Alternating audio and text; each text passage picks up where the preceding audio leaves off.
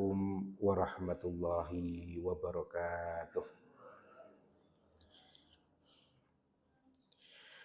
Alhamdulillah, alhamdulillahi rabbil alamin. Wassalatu wassalam ala asrafil anbiya wal mursalin. Asyhadu an la ilaha illallah wahdahu la syarikalah. Wa asyhadu anna Muhammadan abduhu wa rasuluh la nabiyya ba'da.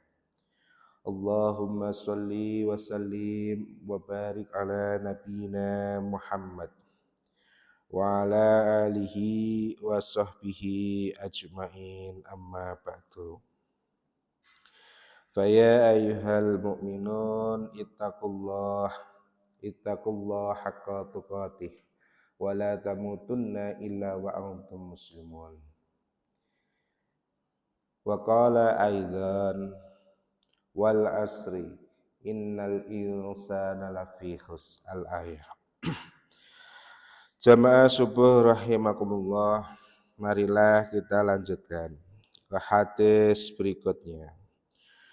Wa an ibni Umar, dan dari Ibnu Umar radhiyallahu taala anhuma, dari keduanya, anna Rasulullah, sesungguhnya Rasul Allah sallallahu alaihi wasallam, qala, bersabda Rasul, la salata, tidak ada salat, ba'dal fajri, setelah fajar, illa sajadataini, kecuali dua sujud.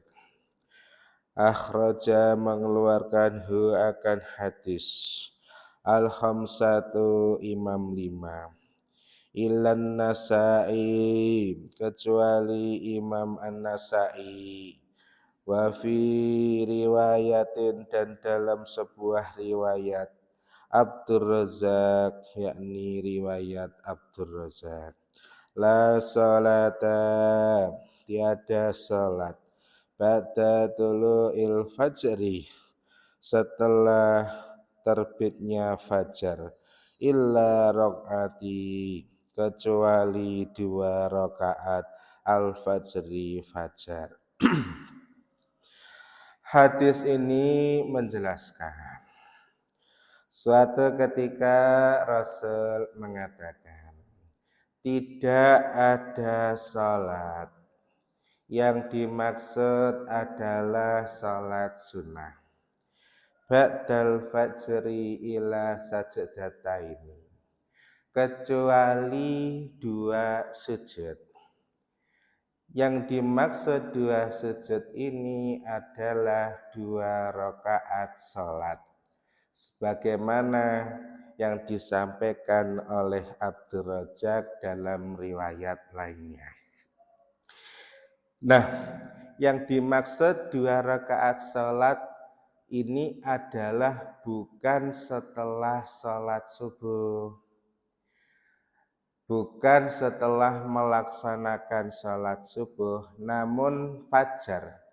Fajar di sini adalah masuknya fajar shadiq. Jadi ketika fajar shadiq sebagai tanda masuk waktu salat subuh, maka ada salat sunnah yang harus dikerjakan setelah fajar itu terbit atau fajar shadiq itu muncul. Apa itu? Yakni rakaatainil fajar, dua rakaat fajar yang seringkali itu disebut dengan qobliyah subuh. Jadi salat yang dimaksud dalam hadis ini adalah dua rakaat sebelum melaksanakan salat subuh. Jadi tidak ada salat apapun kecuali dua rakaat ini. Pak, lantas bagaimana kalau kita ke masjid? Karena di masjid ada salat sunnah. Silakan panjenengan datang ke masjid, kemudian salat sunnah, napa? Tahiyatul masjid. Setelah tahiyatul masjid, kemudian jenengan salat qobliyah subuh. Sebab apa? Sebab qobliyah subuh itu bisa dikerjakan setelah masuk waktu subuh. Kalau belum masuk waktu subuh, kemudian panjenengan sholat, maka tidak disebut dengan qobliyah subuh, walaupun mungkin subuhnya kurang 5 menit. Wes tak sholat ndisi'i. Nah, atau mungkin kurang 3 menit tak sholat ndisi'i qobliyah subuh. Maka tidak seperti itu. Setelah masuk waktu subuh, kemudian barulah di situ ada salat sunnah sebelum melaksanakan salat subuh yang disebut dengan qobliyah subuh. Dan sebagaimana yang kami jelaskan sebelumnya, 2 rakaat ini jauh lebih baik ketimbang dunia seisinya. Kalau kita capek-capek Pak, ngurusi dunia, mengejar-ngejar dunia, lah kok dikejar-kejar ya ucul. Nah, ya udah, lebih baik kita memanfaatkan waktu untuk bisa sholat qobliyah subuh.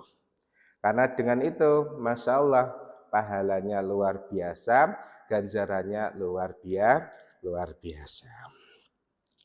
Wa misluhu, dan sepertinya hadis Ad-Daraqutni, Imam Ad-Daraqutni, an Umaru, dari Umar Ibnul Asi bin As radhiyallahu anhu, wa an Ummi Salamata, dan dari Ummu Salamah radhiyallahu taala anha.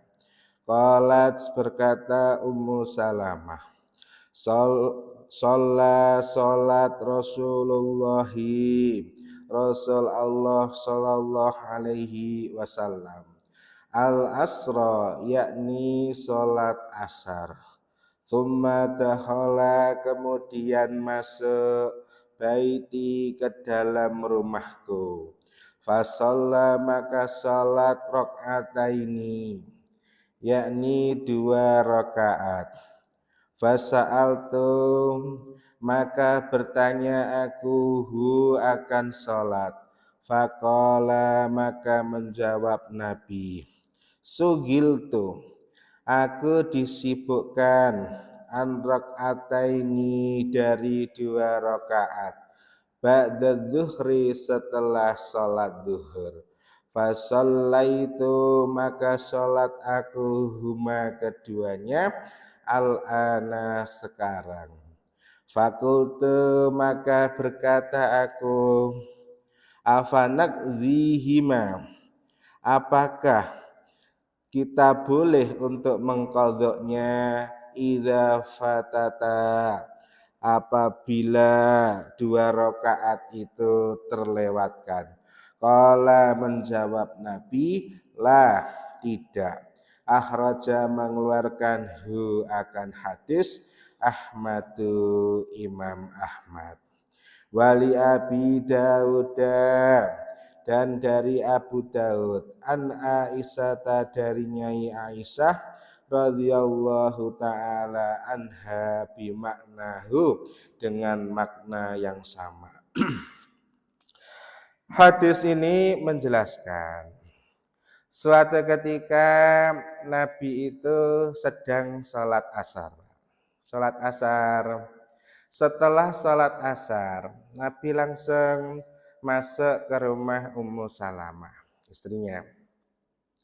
Setelah masuk ke dalam rumah, Nabi itu langsung cepat-cepat untuk melaksanakan 2 rakaat salat. Karena Ummu tahu, langsung setelah sholat ditanyalah Nabi, bi, jenengan tadi sholat apa? Bukankah setelah sholat asar tidak ada sholat lagi?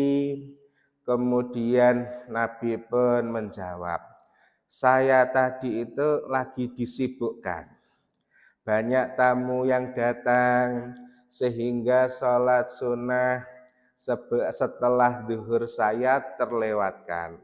Maka setelah sholat asar langsung saya harus mengqadanya, saya harus menggantinya. Kemudian Ummu Salamah pun tanya, apakah hal yang demikian itu boleh kita lakukan ketika terlewatkan? Maka Nabi menjawab, la, tidak. Nah, ternyata Bang, sebagaimana yang kami sampaikan sebelumnya, ada dua hal cerita, kisah. Kisah yang pertama adalah salat qobliyah subuh. Sahabat datang telat, kemudian langsung untuk melaksanakan salat subuh berjamaah. Setelah melaksanakan salat subuh berjamaah, maka dia langsung berdiri, kemudian melaksanakan salat. Sehingga Nabi terheran-heran, wong tidak ada salat setelah subuh, dia kok salat. Kemudian ditanyalah dia, apa yang kamu lakukan? Apakah kamu salat subuh 2 kali? Tidak, Bi. Saya tadi itu belum sempat untuk melaksanakan salat qobliyah subuh. Sehingga ketika saya datang ke masjid ternyata sudah berjamaah. Maka saya langsung melaksanakan salat berjamaah, kemudian saya ganti Bi, wong pahalanya seluas bumi dan seisinya. Nah, ternyata Nabi diam. Nah, diam di sini ulama sepakat berarti boleh untuk melaksanakan salat qobliyah subuh karena ada urusan tertentu sehingga salat itu terlewatkan. Namun yang kedua, yakni ada kisah bahwa Nabi itu mengatakan tidak ada salat setelah salat asar. Namun ternyata Nabi melaksanakan salat setelah salat asar. Dan salat asar, setelah salat asar itu adalah salat sunnah ba'diyah zuhur. Jadi sunnahnya setelah salat zuhur harusnya beliau melaksanakan salat sunnah. Berhubung ada tamu, maka melayani tamu dulu. Setelah itu masuk asar, salat asar, lah kok diganti setelah salat asar. Namun di sini ketika Ummu Salamah tanya, boleh nggak Bi? Kalau kami juga mengikuti itu ketika sholat sunnah kami terlewatkan. Namun kata Nabi, lah tidak boleh. Artinya ulama memberikan arahan ada dua hal. Yang pertama, segala sesuatu yang dilakukan oleh Nabi bisa untuk kita lakukan, untuk kita ikuti. Namun ada pula sesuatu yang kedua, yaitu tidak bisa kita mengikuti karena mungkin ada hak-hak tertentu yang hanya bisa dilakukan oleh Nabi. Maka seperti itu. Contoh, kalau Nabi istrinya 9, panjenengan mau nyari istri 9, Pak? Nah, enggak kan? Wong satu aja ojol lah, apalagi 9. Oke, jamaah subuh rahimakumullah. Di dalam bab salat ini alhamdulillah kita sudah sampai di akhir dan sekarang kita masuk ke babul adzan, yakni bab adzan. An Abdillahi dari Abdullah ibni Zaidin bin Zaid ibni Abdirrahbih bin Abdurrahbih qala berkata, Tofa, yakni mengelilingi bi aku, wa ana dan aku naimun, dalam keadaan tidur, rajulun, orang laki-laki. Faqala, maka berkata, takulu, ucapkanlah, Allahu Akbar, Allahu Akbar. Fadzakira, Fadzakara maka menyebutkan al-adzana adzan bitarbi'i takbiri dengan 4 kali takbir bighairi tarji dengan selain tarji wal iqamatu dan iqamat furada yakni sekali-sekali illa qad qamatis sholatu kecuali lafat qad qamatis sholah. Qala berkata aku, falamma asbahtu maka ketika pagi-pagi aku ataitu mendatangi aku Rasulullahi kepada Rasul Allah sallallahu alaihi wasallam. Faqala maka menjawab Rasul innaha la ru'ya hanya saja mimpi itu hakun yakni benar.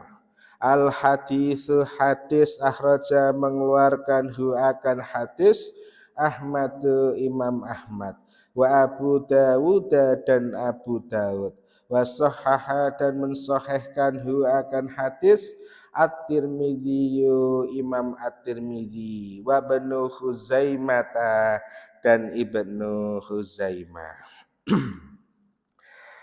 Maka masuk ke dalam bab baru, yakni berkaitan dengan azan. Sebelum hadis ini, maka kita lihat sejarah-sejarah kecil di mana bagaimana waktu sholat, bagaimana memanggil jamaah ketika waktu sholat tiba. Maka dulu Pak, ketika waktu sholat tiba untuk mendatangkan jamaah-jamaah, maka sebagian jamaah itu sudah paham bagaimana bentuk waktu-waktu sholat sebagaimana yang kita bahas sebelumnya.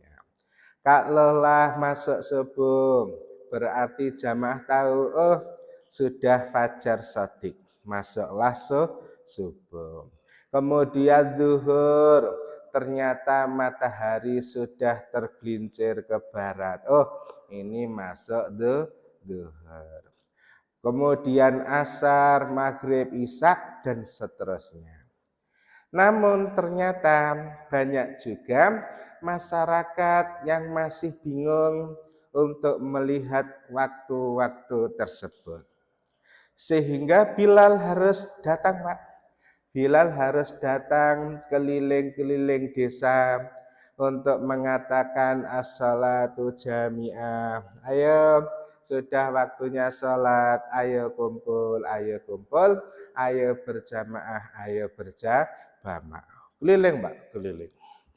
Nah, setelah itu Pak lihat ternyata masyarakat Islam semakin luas, masyarakat Islam semakin besar, sehingga bingung bagaimana caranya untuk bisa memanggil masyarakat melaksanakan sholat berjamaah. Kalaulah Bilal harus keliling Pak, katakanlah di Kabupaten Blitar, itu luasnya luar biasa itu. Coba dari Jatinom, Minggir Sari, terus ke Kademangan, Wonotirto, kira-kira sanggup atau sanggup Pak? Tentu tidak sanggup. Bisa-bisa waktu sholat habis, di pertengah perjalanan pun Bilal KO, ya toh, harus teriak. Maka masyarakat itu kumpul, sahabat kumpul. Kemudian bilang, kira-kira bagaimana Bim untuk bisa memanggil masyarakat yang efektif. Maka ada yang usul, udahlah kita menggunakan lonceng saja. Kalau lonceng itu suaranya bisa menggema Bim, sekali teng tong bisa kedengaran kemana-mana. Namun sayang, lonceng itu milik Nasrani, jadi Nabi pun menolak. Kemudian yang lain usul, Bi, gimana kalau kita pakai trompet, Bi? Itu kan luar biasa suaranya, Bi, apalagi kalau anginnya keras bisa sampai ke penjuru dunia katakanlah. Nah, ternyata sayang, trompet itu milik siapa, Pak? Yahudi. Maka Nabi pun juga menolaknya. Kemudian ada yang usul lagi, gimana, Bi? Kalau kita itu bakar-bakar, Bi. Nah, jadi bakar-bakar di ujung, di di gunung, di bukit-bukit, biar tahu, Bi, kalau udah masuk waktunya sholat. Udah, bakar-bakar itu milik majusi, sang penyembah api. Ada lagi mungkin usul, Bi, gimana kalau kita menaikkan bendera, Bi? Wah, yang kita buat menara yang tinggi, kemudian bendera ditarik ke atas, orang tahu, oh kalau ada bendera berkibar, berarti masuk waktu sholat. Udah, tidak usah perlu. Nanti biarlah Allah yang akan memberikan petunjuk. Nah, ternyata suatu ketika Abdullah bin Zaid ini bermimpi, Pak. Beliau sedang tidur, kemudian beliau bermimpi, didatangi orang laki-laki. Kemudian orang laki-laki itu mengatakan kepada beliau, maukah kutunjukkan lafaz yang baik kepadamu.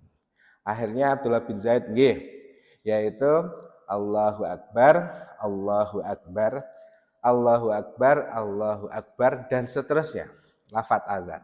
Jadi lafaz azan itu sudah takbir, Pak. Takbirnya itu di sini sudah langsung 4, Pak. Jadi Allahu Akbar, Allahu Akbar, Allahu Akbar, Allahu Akbar. Jadi takbir 4, kemudian seterusnya asyhadu alla ilaha illallah 2 kali, asyhadu anna Muhammadar Rasulullah 2 kali, hayya 'alas shalah 2 kali, hayya 'alal falah 2 kali. Kemudian yang bawahnya Allahu Akbar, Allahu Akbar 2 kali, la ilaha illallah. Tahlilnya 1 kali.